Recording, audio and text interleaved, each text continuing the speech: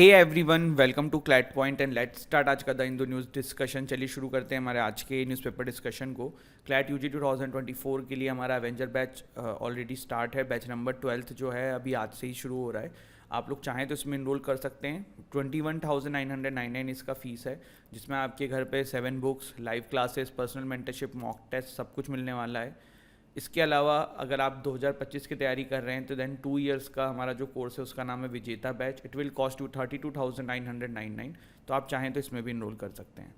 इसके अलावा देखिए, अगर आप क्लैट पॉइंट का एनएलसेट का बैच लेना चाहते हैं then you can go for our Prarambh batch. इसका भी डिटेल आपको हमारे ऐप पे मिल जाएगा। एंड अगर आप क्लैट पीजी के लिए इंटरेस्टेड हैं then you can go for our achievers batch. देखो, सारे ही कोर्सेज की demo classes, detail, everything is there in our application. Just download it from the description का लिंक। अगर आपको कोई डाउट आता है तो हमारी टीम का कॉन्टैक्ट नंबर भी है, आप हमें कॉन्टैक्ट करके भी ज़्यादा जानकारी ले सकते हैं। यहाँ पे देखिए, पहली आज की जो न्यूज़ है वो है कि over 13,000 detained in Manipur, more suspects identified in May 4 case. तो जैसे आपको पता है कि May 4 केस कौन सा है, जब 2 वुमेंस को नेकेड परेड कराया गया था और उसके ऊपर अभी काफ़ी सारे लोगों को अरेस्ट करना शुरू किया गया है।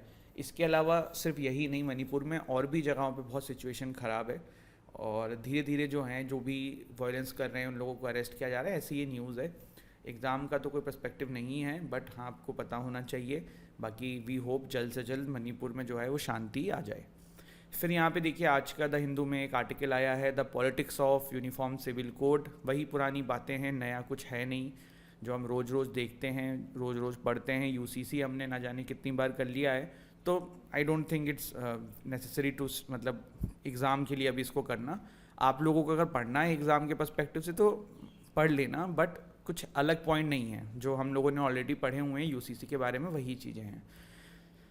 इंग्लिश के लिए अगर RCCR के लिए पढ़ना चाहो तो आपकी वो इम्प्रूवमेंट के लिए एडिटोरियल पढ़ना सही रहेगा, तो पढ़ लेना। Musk says Twitter to change logo to X from the blue bird. तो एलन मस्क जो है पता नहीं क्या करना चाह रहे हैं। देखो, कोई भी कंपनी जो है ना वो अपनी ब्रांड बनाने में बहुत समय लगाती है। अब अगर अचानक से उसका नाम आप चेंज कर दो तो कभी कभी ये अच्छा भी हो जाता है, पर कभी कभी इसका फिर लॉन्ग टर्म में नुकसान ही होता है। क्योंकि अभी सभी लोग ट्विटर को ऐसे जानते हैं, अब ये इस तरीके का जो ये नाम कर देंगे ना तो इट गोना लुक ऑड। अब ये SpaceX भी है इनकी कंपनी, तो क्या पता उससे सिम्बलाइज करने के लिए इन्होंने किया है।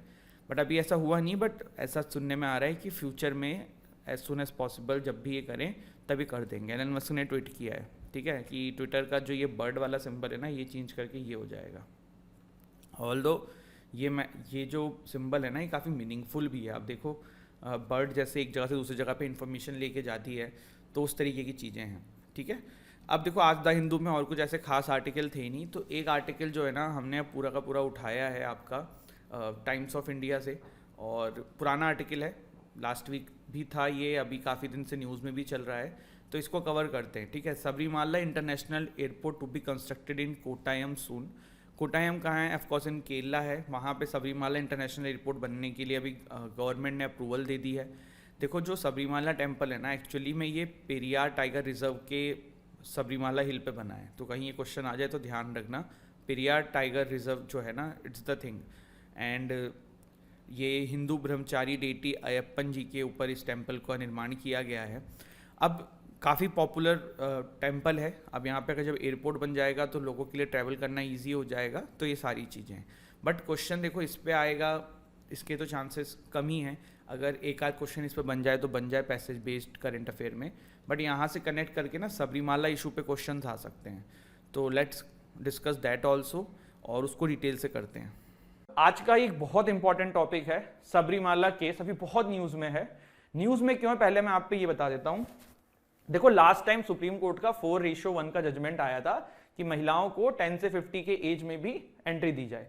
चलो पहले अभी क्या हो रहा है ना उसको हटाओ, पहले हम सबरीमाला केस जानते हैं, फिर मैं आपको प्रोजेक्ट कंटेक्स्ट समझाऊंगा।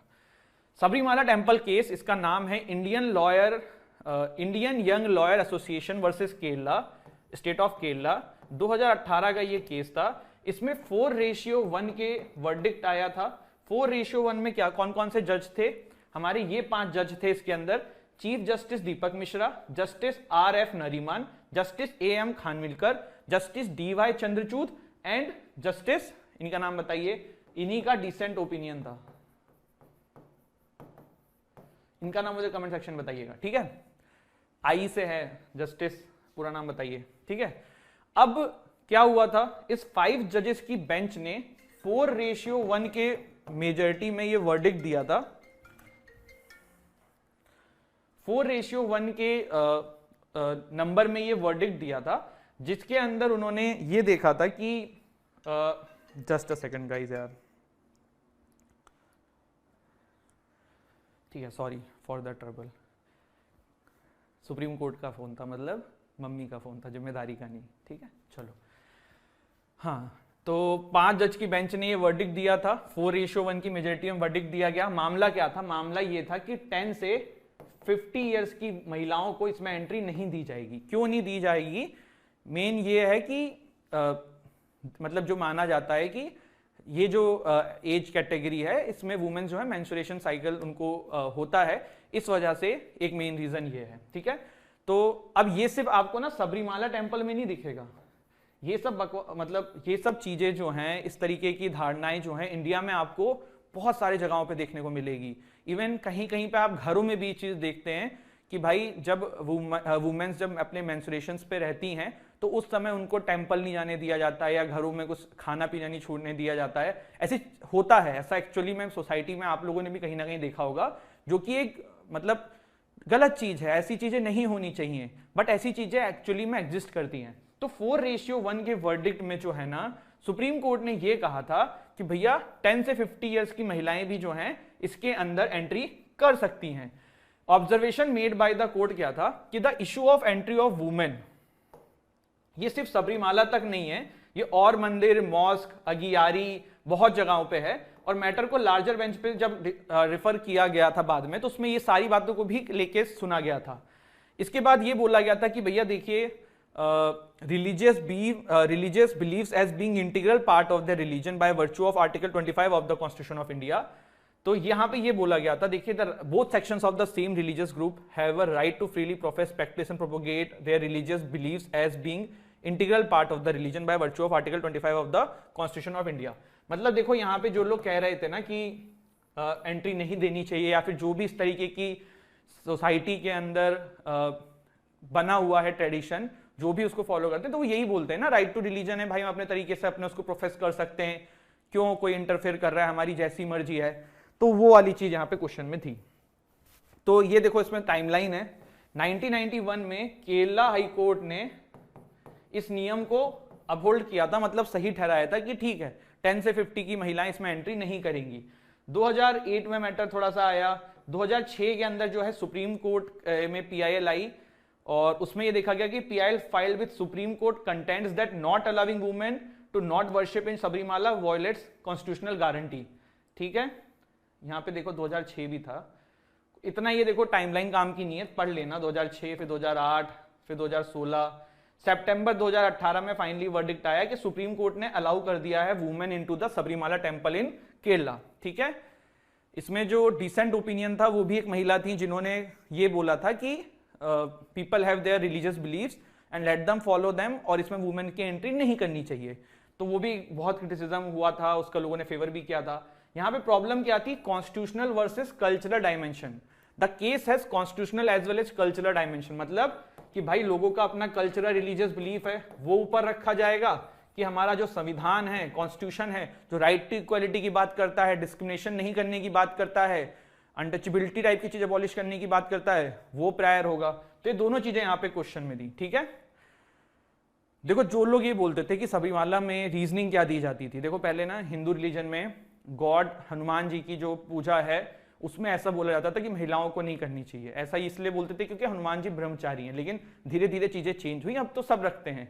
तो वैसे ही यहाँ पे ये बोला जाता था कि जो गॉड है सबरीमाला के अंदर, तो वो जो है नास्तिक ब्रह्मचारी हैं, और वो ये नहीं चाहते थे, नास्तिक बोल दिया मैंने, आई एम एक्सट्रीमली सॉरी, नैस्तिका ब्रह्मचारी हैं, और वो नहीं चाहते हैं कि कोई भी वुमेन उनके आसपास आए, और वहां पे अगर वुमेन उस एज की उनके पास जा रही हैं तो फिर ये उनका अपमान होगा। ठीक है, तो इसको अपहोल्ड किया था केरला हाई कोर्ट ने। और इसमें कुछ है, फिर ये बोला जाता है कि भैया ऐसा थोड़ा कि वुमेन्स को अलाउ नहीं कर रहे हैं, 10 से कम तो कर ही रहे हैं, 50 से ज्यादा करे जा रहे हैं, जो उसके फेवर में बोलते हैं। The restriction find it source in the legend that the Sabarimala temple deity Swami Ayyappa, जो गॉड है वहां पे, is a naishtika brahmachari and should not be disturb. ठीक है, ये मैंने आपको बता दिया है। इन curtails her religious freedom assured by it curtails her religious freedom assured by Article 25 subclause 1, prohibition of women's entry to Shin Sulni on the basis of women and womanhood and the biological feature associated with women and is derogatory to women, which Article 51A subclause E aims to renounce.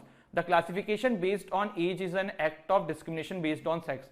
तो यहाँ पे देखिए सारी चीजें हैं, पर एक ये वाला जो आर्टिकल है ना, इसको लोग अलग में भी यूज करते हैं। जैसे ये तो वुमेन्स के फेवर में कि भाई उनका भी राइट टू रिलीजन है ना, वही पूजा करना चाहती हैं, but then there is also a contention कि भाई राइट टू रिलीजन उन श्रद्धालुओं का भी तो है जिनकी उनसे श्रद्धा जुड़ी हुई है कि भाई वुमेन्स की एंट्री नहीं आनी चाहिए। तो वो इसीलिए मैंने आपको पीछे कुछ और बोला था, वो दोनों फेवर में ये बातें बोली जाती हैं। ठीक है, बाकी ये है जैसे कि हमारा आर्टिकल 51AE है, वो वुमेन की रेस्पेक्ट एंड डेरोगेशन से बचाने की ये सब बातें करता है। इसके अलावा आपके कॉन्स्टिट्यूशन के बहुत सारे आर्टिकल यहाँ पे क्वेश्चन में आ सकते हैं। बताओ, थोड़े से सोच के देखो तुरंत दिमाग में कि कौन से हो सकते हैं। मैंने नाम भी बोला था, इक्वालिटी हो गया है ना, डिस्क्रिमिनेशन वाला हो गया, तो ये सारी चीजें हैं। ठीक है, और तो इसमें कुछ है नहीं ऐसा। ठीक, अब ये न्यूज में क्यों था, अब इस पे आ जाता हूं मैं आपके सामने।